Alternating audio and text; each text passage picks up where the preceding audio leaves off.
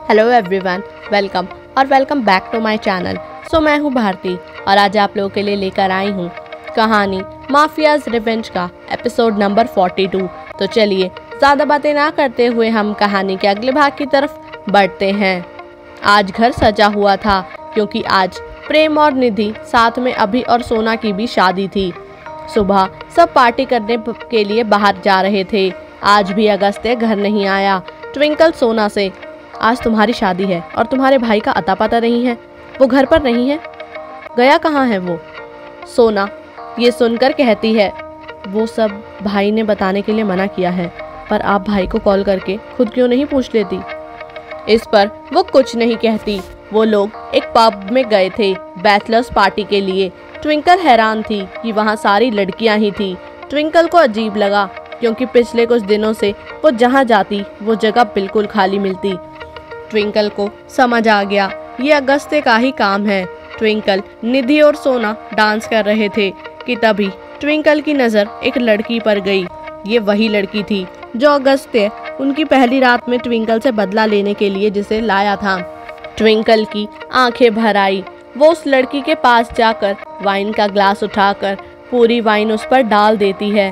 वो लड़की उसे पहले तो घूरती है, फिर उसकी तरफ देखकर मुस्कुराते हुए कहती है, ओह तो तुम हो।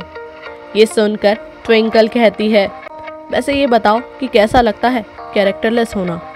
वो लड़की मायूसी से, अपनी मर्जी से कोई लड़की ये राह नहीं चुनती। वैसे तुम चिंता मत करो, तुम्हारा पति तुम्हारा ही है। ट्विंकल ये सुनकर उसे असमंजस से देखती है तो वो लड़की ट्विंकल को वो पहली रात का असली सच बता देती है। ट्विंकल की आंखें भर आई। क्यों अगस्त्य, क्यों तुमने हमारे बीच इतनी दूरियां खड़ी कर दी? वो मन ही मन कहती है। ट्विंकल को खुद में खोया देख वो लड़की कहती है, एक बात कहूँ, बहुत खुशनसीब हो तुम जो ऐसा प्यार मिला, वरना मैं जिससे प्यार करती थी उसने तो मुझे इस नर्क में झोंक दिया। ट्विंकल दुखी होती है और उसे एक कार्ड देती है, कल तुम यहाँ काम पर आ जाना, तुम्हें कंप्यूटर वर्क तो आता होगा ना, यहाँ तुम्हें काम मिल जाएगा और पैसा भी, और इज्जत की ज़िंदगी जीने लायक तुम बिल्कुल ठीक हो गई। वो लड़की रोते हुए ट्विंकल को गले लगा लेती है। ट्विंकल और बाकी सब पार्टी करके आ गए। ट्विंकल घर आई। वो अगस्त्य को मिस कर रही थी। अगस्त्य भी कैमरा में मायूस ट्विंकल को देख रहा था। उसकी आंखें भर आई। ट्विंकल अगस्त्य को कॉल करती है। अगस्त्य कॉल उठा लेता है। ट्विंकल कहती है, अगस्त्य। अगस्त्य ट्विंकल की आवाज़ सुनकर कहता है, ट्विंकल उसे डांटते हुए कहती है, माना कि मेरे जीने मरने से तुम्हें कोई फर्क नहीं पड़ता, पर आज तुम्हारे भाई और बहन की शादी है, कम से कम आज के दिन तो आ जाओ, या किसी से शादी करके सेटल हो गए हो, कहीं सारा तो नहीं? अगस्त्य चुपचाप सुनता रहा। फिर उसने कहा, ट्विंकल मैं बहुत डर गया था, मेरी जान आगे से कभी ऐसा मत करना, मैं मर जाऊंगा तुम्हारे बिना। ट्विंकल भारी आवाज में कहती है, तो आए क्यों नहीं एक बार भी?